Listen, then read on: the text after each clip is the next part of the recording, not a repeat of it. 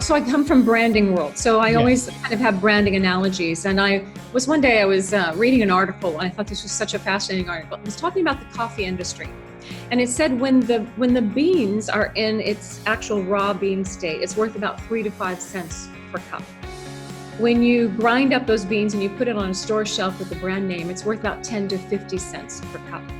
You walk down the street and you get a coffee served with a smile, theoretically at a Dunkin' Donuts, wherever, it's worth $1 to $2 a cup.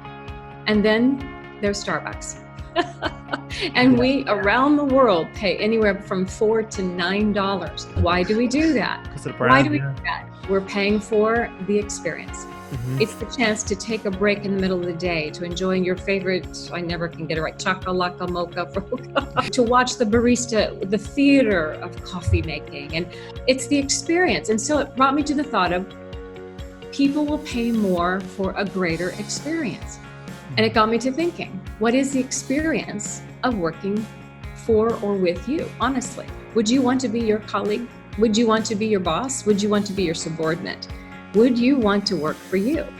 It can be a very sobering question, but as you said, kind of an action-oriented question too. Really think about the experience. And I have seen this one question turn around certain coaches' careers. I mean, it's literally switch it around. Because if you want to get promoted, you want to make more money, you want to move up a ladder, I'm telling you, improve the experience of working with you. And people will overlook challenges that you have or things you don't do well if they enjoy the experience of working with you. So don't underestimate how important that is.